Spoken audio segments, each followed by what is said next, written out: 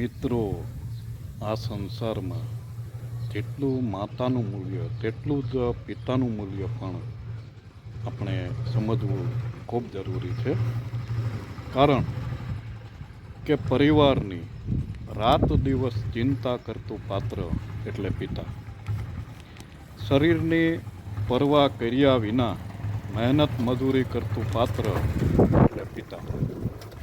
પોતે શારીરિક પીડા ભોગવતા હોય ત્યારે ઘરના સભ્યો પૂરી કાળજી ન દર્શાવી શકે તો પણ ઘરના સભ્યોની શારીરિક તંદુરસ્તી જળવાઈ રહે અને બીમારીના સમયે હંમેશા ચિંતિત રહેતું પાત્ર એટલે પિતા. કોઈ જગ્યાએ આર્થિક સ્થિતિ નબળી હોય તો ઓછી ઉધારા કરી ઘરના સભ્યોને હંમેશા ખુશ રાખવાનું કાર્ય કરતું પાત્ર એટલે પિતા. દીકરા દીકરી પરિવારના મોજ શોખ પૂરા કરવા મહેનત મજૂરી કે પોતાના વ્યવસાયમાં શરીરની પરવા કર્યા વિના ઓવર ટાઈમ ભરતું પાત્ર એટલે પિતા. ઘરના સભ્યોના મનોરંજન માટે ટીવી કે મોબાઈલ અપાવવામાં ખુશીથી ઝૂમી ઉઠતા અને એ બંને વસ્તુઓનો ઉપયોગ પોતે જવલે જ કરી શકતા હોવા છતાં પરિવારને ખુશ જોઈ ખુશી અનુભવતું પાત્ર એટલે પિતા. દીકરા દીકરીના પ્રસંગો માટે તનતોડ મહેનત ઓવરટાઈમ કરવા છતાં ઘટ પૂરી કરવા ઓછી ઉધારા કરવા કાકલુદી કરતું પાત્ર એટલે પિતા.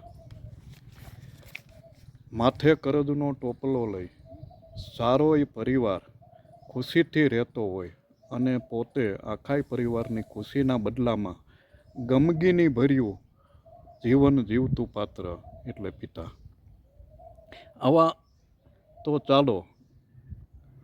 આવા અનેક ગુણોથી બહારથી ગમગીન પરંતુ અંદરથી ઝળહળતું પાત્ર એટલે પિતા. પોતાના પરિવારને સ્લેબની શીતળ છાંયડીમાં અને એસીની ઠંડકમાં બેસાડી પોતે ધોમધકતા તાપમાં મહેનત મજૂરી કરતું પાત્ર એટલે પિતા.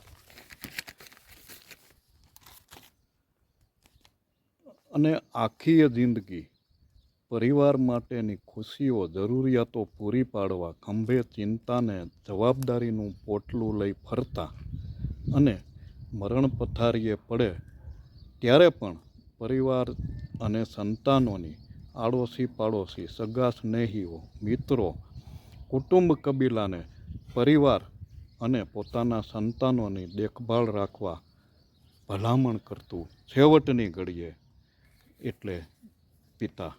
હંમેશા છેવટની ઘડી સુધી પરિવારની ચિંતા કરી અને પરિવાર અને સંતાનોની દેખભાળ રાખવા માટે સગા સ્નેહી મિત્રોને ભલામણ કરતું ચિંતિત પાત્ર એટલે છેવટની ઘડી સુધીનું ચિંતન કરતું ચિંતા કરતું પાત્ર એટલે પિતા. તો ચાલો આવી લાગણીઓને પોતાની કાલી ઘેલી ભાષામાં વ્યક્ત કરતી દીકરીના મુખેથી પિતા પ્રત્યેની લાગણીઓને સાંભળીએ. પપ્પા તો લીમડાના પાંદડા જેવા હોય છે.